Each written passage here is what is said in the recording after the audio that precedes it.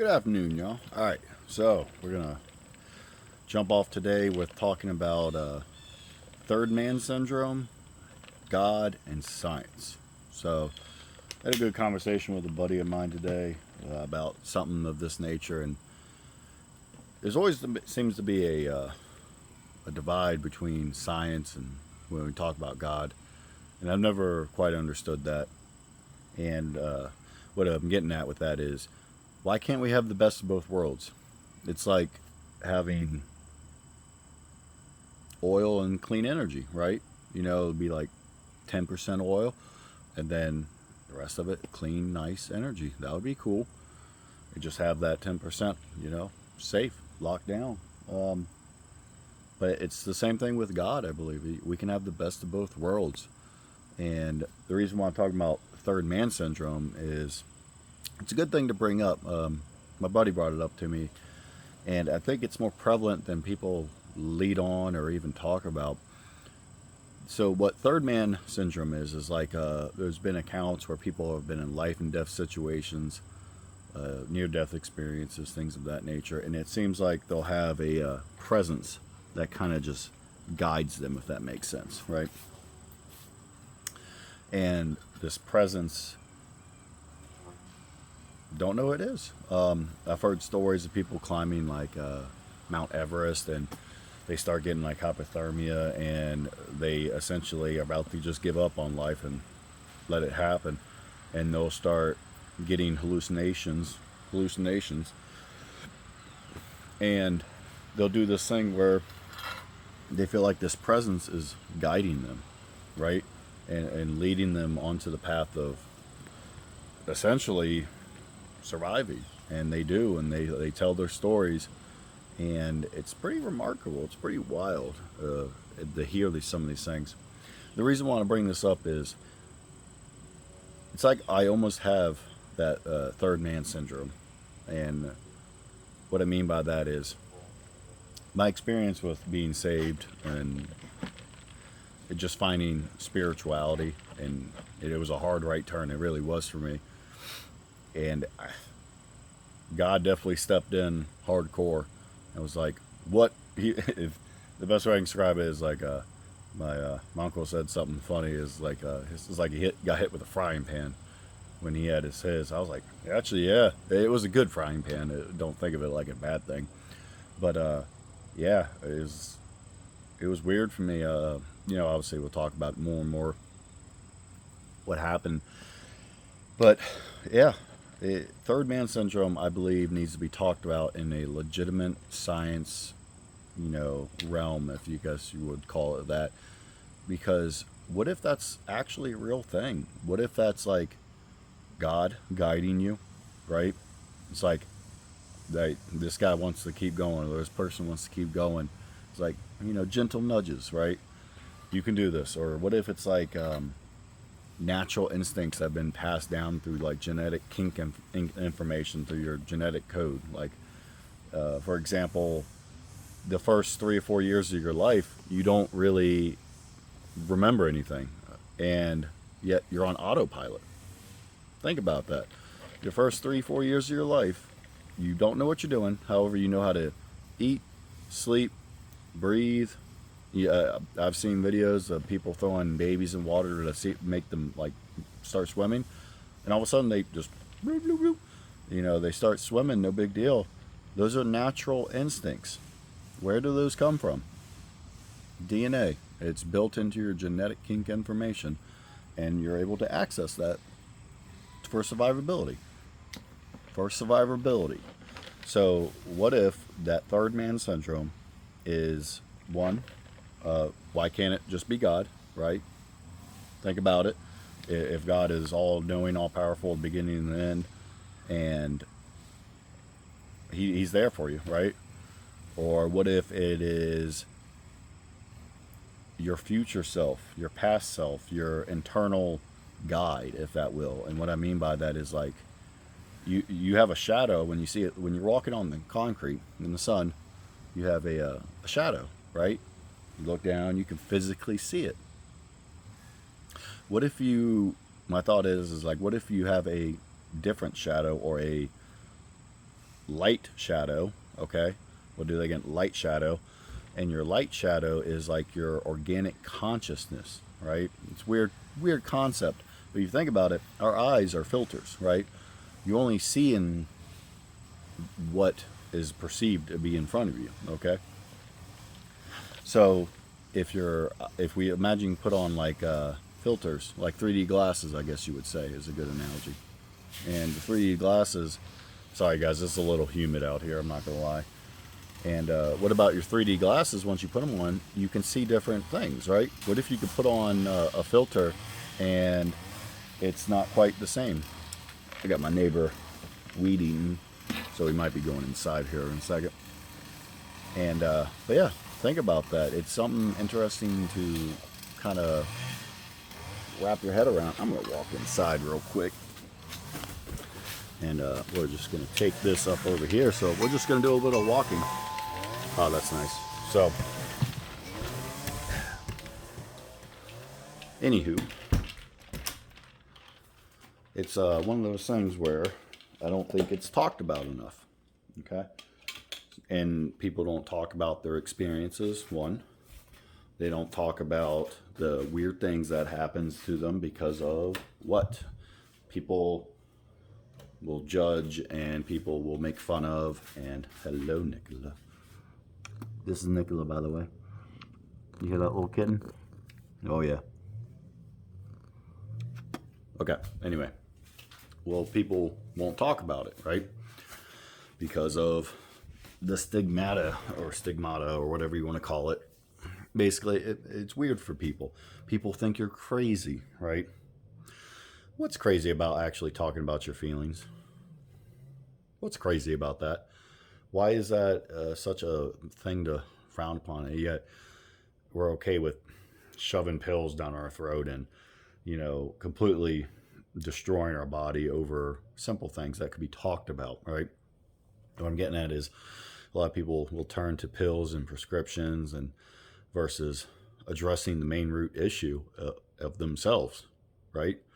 You have a problem, just like when I address my anxiety and depression. It's a mild problem, and addressing it in a good manner, not beating yourself down about it. Hey, bud, yeah, you can come up here for cuddles. And, oh yeah, I'm getting them good snugs. Well, maybe. So, but bouncing back to third man syndrome is, what if that third man syndrome could be your ghost pass, right? So maybe it could be like your reincarnated past lives, okay? What if it could be your relatives that have passed on, and during life and death situations where you are like, think of it's like above my eyes is alive and below my eyes is dead, right? When you're having a near-death experience, or maybe you're struggling very hard, what if, you're teetering right on that borderline? And when you're in that borderline of life and death, whether it be physically or mentally, okay, what if you're able to tap into, I guess you would call it like a lake of information or a river of information that you were physically dipping your toes into by accident, and during this process of extreme stress or life or death situation, near death experience, and when you do that, you have access to your spiritual consciousness, or whatever you perceive it is, right? And that spiritual consciousness is organic, which means it lives within you, your genetic DNA. Strange concept, right? And the thought of that is, the reason being is, okay, we don't know how many universes there are. We don't know how many parallel dimensions there are or anything of that nature. So it's open to interpretation, and it's not crazy to sit here and talk about it in a very common sense, logical thinking manner. So that third man syndrome has been documented quite a few times, and I believe I experienced it as well. And the reason being is I was stressed out to the max, and I'm usually pretty good with at least dealing with the stress. I've just had stress my whole life, honestly, but it's shaping me to the person who I want to be slash need to be, right? And that third man syndrome stepped in when I needed it to. And I would say that was God, right? Or however you would like to perceive it. Because it was such a strong feeling. And it happened multiple times. It still happened to me, to be honest. And it's like, hey, when you're in that spiritual consciousness and you're able to resonate with yourself, and that's what I mean is like when this stuff started happening to me, I felt like I was resonating within myself, to myself, with God, right? That's a strange thing to even talk about. But maybe, these videos will get out there really well and people can relate to them. They just don't talk about it because whatever stigmata, or they don't like that, the drawback of it where people are like, no, you need mental help.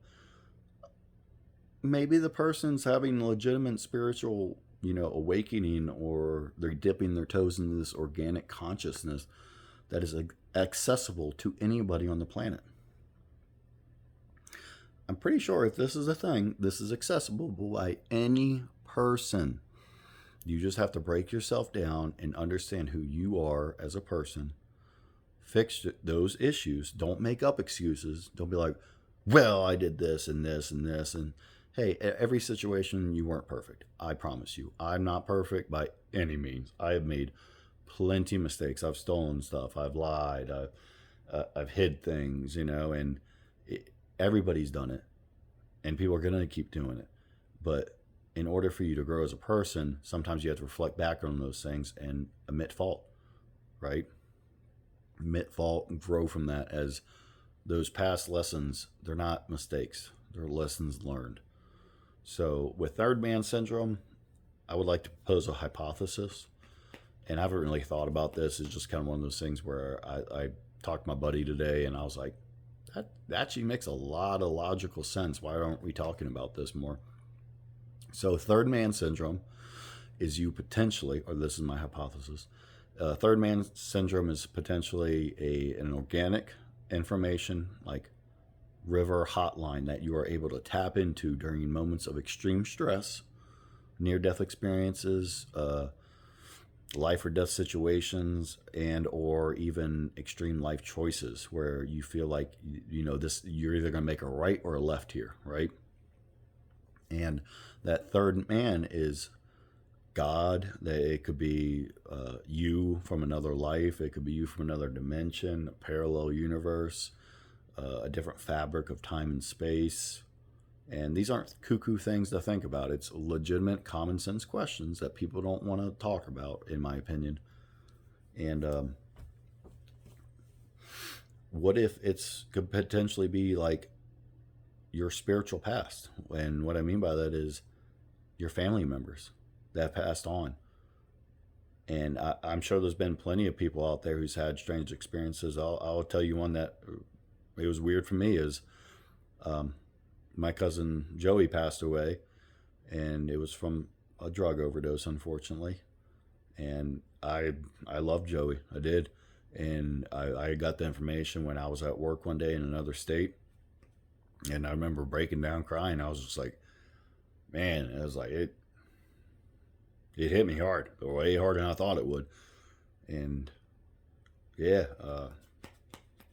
I left work that day, and I remember sitting in the hotel, and I was, I believe I'd fallen asleep, and I remember I was facing towards the bathroom, I guess you would say. It was like a Hilton hotel type deal.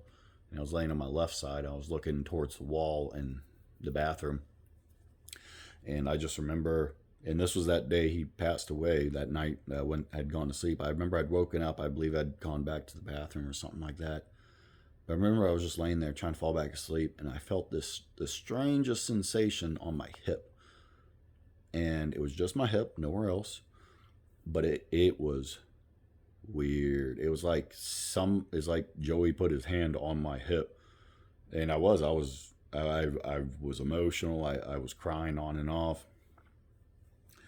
and it was one of those things. I remember sitting up. I was like, That was weird. And it was that was it. There was nothing else to it, but it was such a strange, unique feeling. And I've always thought about that. Really have.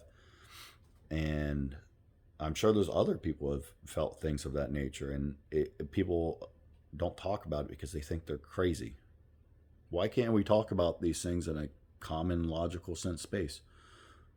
God, science, it can work together. It really can. Think about this, guys. If God is simply bigger than us and much more intelligent than us, we just simply do not fathom or understand what they can. And if God is real, which I do believe now, is he put science here. He put good here. He put evil here. Why would you say he put evil here?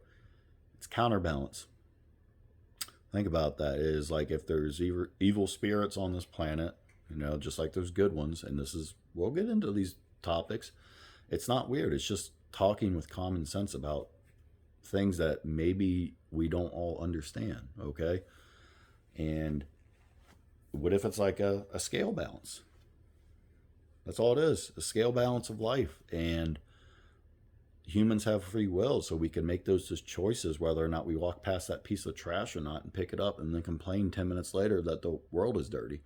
I'm definitely guilty of it. I've done it before. You've done it before. It's very simple. We've all done it.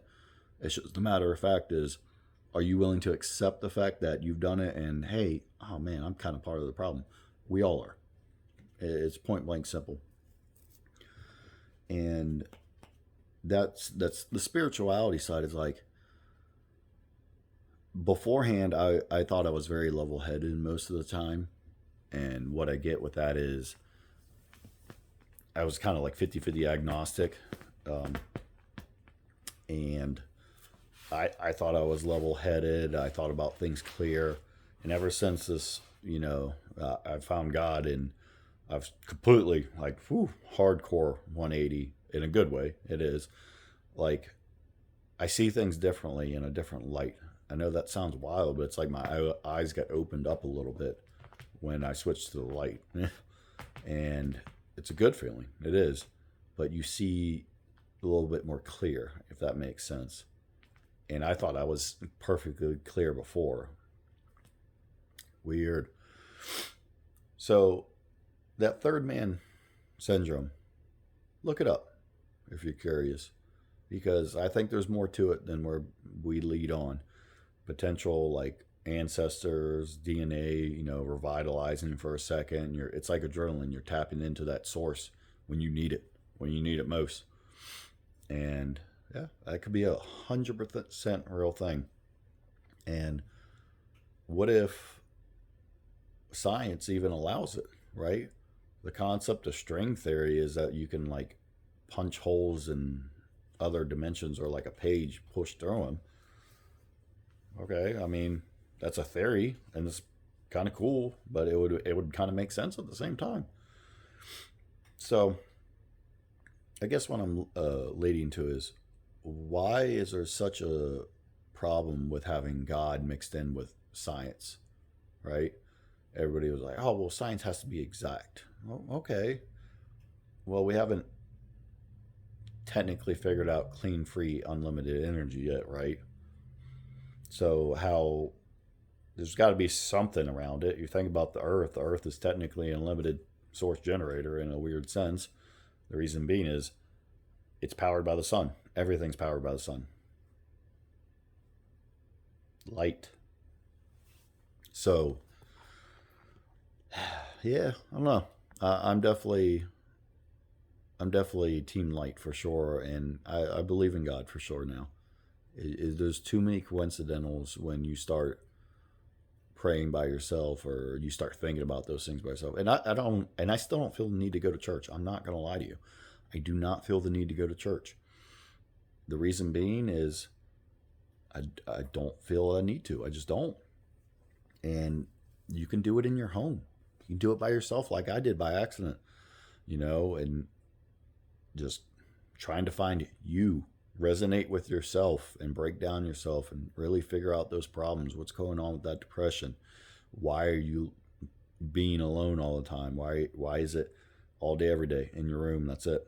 Think about those things, And if you're not getting out and fixing those things every single day, all you're doing is going the opposite way. And I feel like I'm like starting this YouTube journey late, and it's better late than never for sure to class. So it's, yeah, man, it can be rough sometimes without a doubt. And I think I wish that people would just be more open with themselves and other people about their own issues without feeling you getting dogged down and being called crazy. I'm willing to bet you're not crazy. You're just misunderstood. I've been there. I'm still there. I have ADHD, dyslexia, and I definitely like a little potential bipolar. I have to constantly manage myself. Excuse me. Uh, and I definitely think I'm a little bit autistic. Why? Learning stuff just is weird for me. I like pictures. I'm better with pictures. I don't know. I just learn in weird ways, and sometimes I have a hard time physically learning. Also, ADHD can be great and bad at the same time. ADHD is attention hyper deficit disorder, whatever it is. And for anxiety, if you get anxiety really bad, ADHD can be miserable because you're just bad thoughts, and unrealistic outcomes or negative outcomes that you're constantly, perpetually, emotionally going in your head all day, every day. And it's just made up outcomes in your own brain. I've done that many times, and I've ramped myself up anxiety wise with my own brain. I let my own brain win those negative thoughts. And those negative thoughts have got to go. It's just, whether it be your environment, who you're around, or it's even just your own self, your own mental status. Get out in the sun. The sun does wonders for you. Being locked inside of a house I'm telling you, it's not good for your mental well being. I've worked night shift a long time. I missed the sun physically. You literally feel just drained of all that good positive light. And man, it can be a powerful thing just getting out in the sun and talking about your feelings. Yes, getting out in the sun and talking about your feelings with somebody will make you feel better. It is. It will. Trust me. There's a reason why I'm opening up about a lot of my own things that I've held in kind of anger, hate, everything. You got to fix yourself before you can fix others. And this is a form of my self-fixing, And, but yeah, this channel is definitely going to be on topic a lot with science, God being mixed a lot. And it's not, obviously you don't have to watch it. There's going to be some pretty interesting stuff on this channel, I will assure you. And it's going to be positivity, good things. Don't get me wrong, money's important, but you know what's better? Your friends and your family, your happiness, your self-well-being. Think about it like this. There are so many billionaires in this world right now. Unfathomable amounts of wealth. How many of them do you think are actually happy at night when they go to bed at night? I'm willing to bet probably a lot less than you would think. Because that amount of money, why? Sorry. A little tired. So, but that amount of money, we can do so much better things with that. We really can. But just because you don't have money, or you're stressed out, you don't have this, you don't have that, being happy for every day that you wake up is a pretty big deal. It really is. And sorry, I had a little scratch on my face. So something to ponder. If you've had ever weird experiences, don't feel, you can message me. I'm going to message back. Or you can comment. The best way to talk about these things is honestly just talking about it. It really is. Whether it be typing, texting, over the phone, over the camera. And Yeah. Mm. So I guess we'll get into some other stuff real quick, just to get in that direction that probably going to do very soon. It's just been a little chaotic here. It's been hard to get things straight. I've got a lot going on in my life, but it's okay. This is honestly helping me, and I've gotten quite a few little messages from people, and I really do appreciate all of you who've messaged me with the kind words. Whether it be you can relate to me, you're proud of me for doing this, whatever it was. Thank you. I do. It really does. Even just the simplest of messages, it makes my heart warm up, and I'm like, okay, cool. Somebody appreciates this. And of course, it's going to be starting off slow. I'm sure there's probably people sitting here, they'll watch a video or two and then they'll start making fun of me. Go for it. Do what you need to do to make yourself feel better. This is my form of self healing and hopefully healing others and uplifting others that have a similar life and or similar experiences, or just potential role model, or even I can find my own role model, if that makes sense. People who I look up to that are better than me, or they're someone who I strive to be like, I guess you would say. So yeah, it's good. It is. I think we're going to get into. We talked about a little bit of sonoluminescent bubbles yesterday, acoustic cavitation bubbles, or we call them like a star in a jar. Seems to be some type of like unknown hydrogen fission fusion process, or like something's happening in there, and I think there's more to it that we need to talk about. But also with Edley Scallon, so we're gonna start talking about Coral Castle and his. You can call it a light generator of some sort. I don't know. I've got a pretty cool name for it. It's kind of long and confusing. However, I believe he was doing it. He figured out how the pyramids were built, and he says that, right. And for those who don't know who Edley Scallon is, he's a brilliant man. He was born in like 1890s, died in around 1950 something, somewhere around there. I need a coffee. And but anyway, so his stuff had to do with rock malformation, and I wouldn't call it anti-gravity, because I don't know if I wouldn't call it that, but you can call it like a noise generator of such. As what if it created atomic noise on a quantum level, and you were able to separate things from that? That would be strange, right? Somebody would be cuckoo for that type of analogy. However, I think that is potentially a realistic thing. The reason why is Great Pyramids of Giza.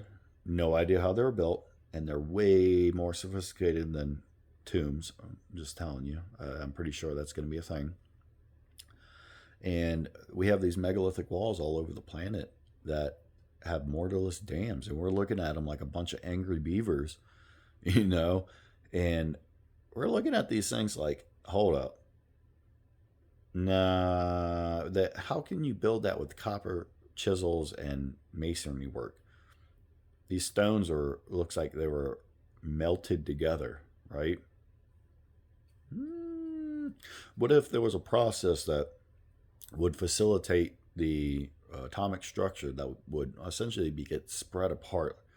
Like you take in your hands and you're physically like at apart with them, and this noise generator, when you disengaged it, there was like a Goldilocks zone to where you would set the block of stone down on said material, and you probably had, I don't know, 15 seconds, a minute, something like that. And when you stack the stones on top of each other, they would essentially solidify together or bond together in a perfect mortarless dam. That is technology that we do not have access to today. If we did, we would be building mortarless dams using stone. Think about that, y'all. Think about it. It's a good question to bring up, and we're going to talk about it tomorrow.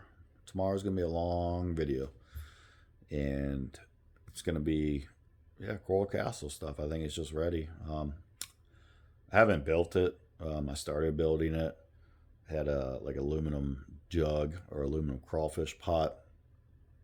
I cut I got 16 iron plates. Cut them up, put them in it, and the goal is to shine artificial light or sunlight into it with ultrasound, and this is going to create multiple little toroidal fields, in my opinion. And this toroidal field is a ejecta, or it's like a sonoluminescent bubble, a really tiny one, but it has these little magnetic vortices on them. This is like quantum level stuff, and it's doing something that we're not familiar with or we're not utilizing in the proper aspect. We're choosing combustion engines, oil, and things of that nature versus the Earth's natural telluric currents, lightning, rainstorm generators, things of that nature. And there's a reason why is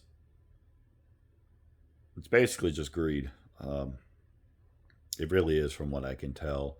And we can, reverse that in a positive light and do it the right way. It's probably going to take a while, and that's fine. Hard work, good work takes a long time. It's not easy. You have to take the high road, admit, things weren't perfect. But hey, that high road is going to be the harder road. However, the ending is always worth it. And what I mean by that is play any video game, and if you do the hard route and you do it well, or you just do your best, you do your absolute best, and usually there's some type of gift at the end of the egg, or like an Easter egg, things of that nature, and you can. And at the end of the day, it's life. Nobody's life's perfect. Everybody's a little different, and I think people just need to accept, your life for yours, and just do the absolute best you can. You really can. There's people that's out there way worse life than mine. Way, like, at the end of the day, I went through what I went through, and it was rough, but I learned a lot of life lessons. I did. And it's made me who I am today. I'm not greedy. Don't get me wrong, I want to be successful very bad, but at the same time, I'm like, at the end of the day, money, it ain't going to buy you happiness. I don't care what anybody says. It's just not. You have millions of dollars in the bank, not mean anything, because your friends are fake. Think about that. If you have to like put on a front consistently and act like a completely different person all the time, you're not happy. Like me, like this is literally me chilling, and this is not fake at all. It's just quite literally me talking to the camera. It's like my big video at the beginning is like 6.5 hours long on the beginning of my channel. Hey, bud. And just kitty, Pojo. And yeah, and that's a long video, and it's a little bit more important than people can see it right now, but I will assure you it's probably going to become very important here in a while. But it's one of those things where I mess up in the video all the time. I did plenty of mess ups, and it was one take. It was one take throughout the whole thing. And yes, it did happen over about 2.5 days, 3 days. But it was like when I stopped, I'm like, all right, we're picking up right there. If I mess up, I mess up. And the reason why I did that is there's so much artificially created content in this world now, and it's only going to get worse with artificial creativity. I feel like people want to see realness. Just be real.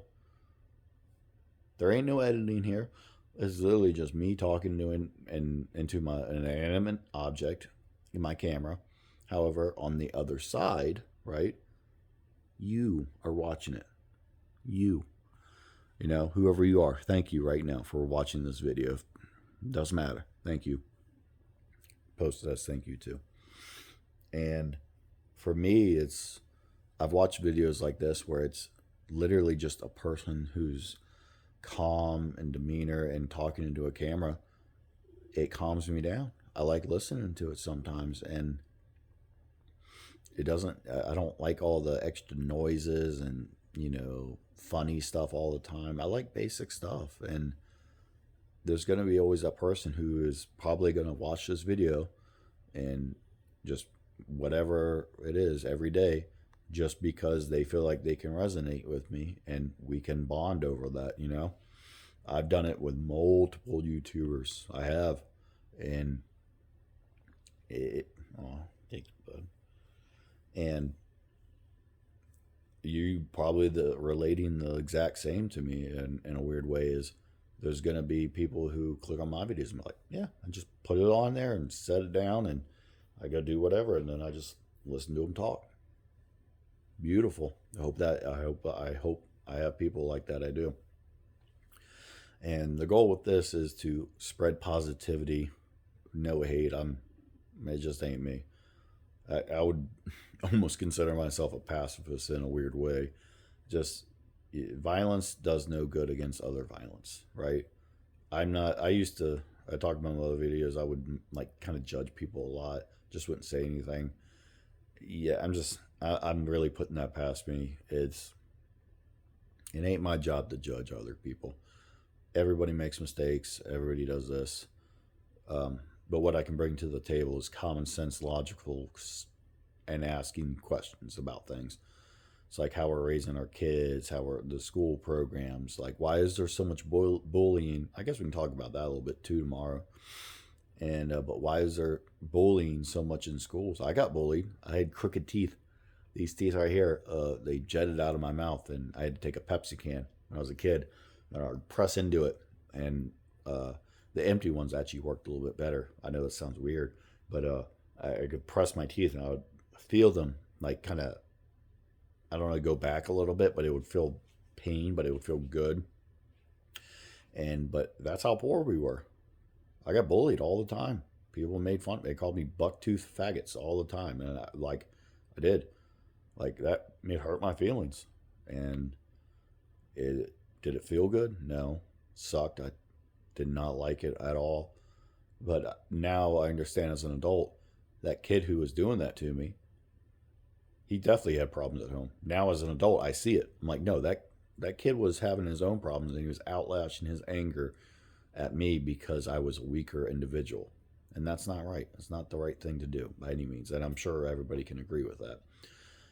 What I'm getting with that at school is I think the way we can challenge bullying very well and actually make it work to where we don't have these horrible school atrocities and such is why is it that at the same time it's like school isn't fun anymore. Gym, PE, if you look at kids from the 1940s and 50s and 60s, they were in much better shape than we are today. Why? Why do we not care so much about our kids' like physical health? Just a common sense thing. I see a lot of kids just hanging out with tablets now versus being out there scraping their knees up on the sidewalk, playing games and such. It's an obesity problem. That's an issue that creates depression and negativity. There's any person who says, "Oh no, the obese kid is fine." That's not okay.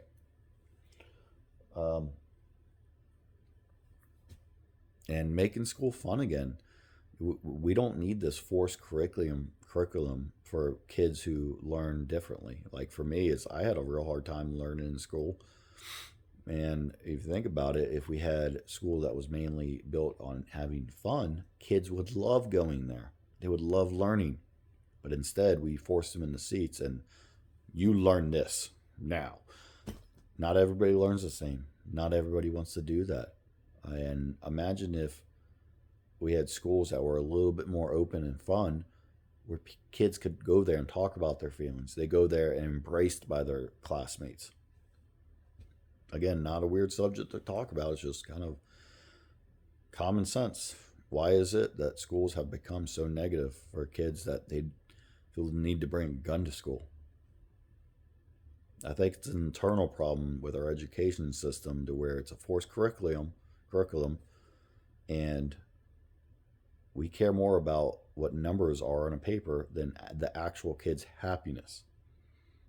Bring back having fun in schools, and I will show you the bullying and the the horrible things that happen will go down. Because that kid, instead of fearing to go to school because he's going to get bullied by XYZ person, now they're going to school like, we're gonna do some sick science experiments today, you know. And I feel like that's a much better outcome for a lot of kids, is being excited to go to school. Just a kind of a thought.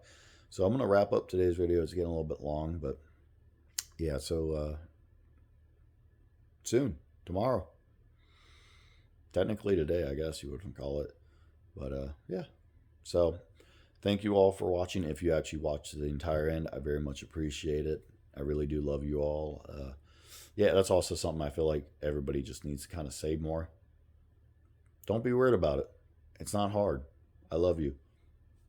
You don't have to be weird about it. You can say it to a stranger. You can give a compliment to somebody you don't know. It's not weird. It's good. Look people in the eye. Thank you for watching the video, and I will see you tomorrow. Bye, y'all.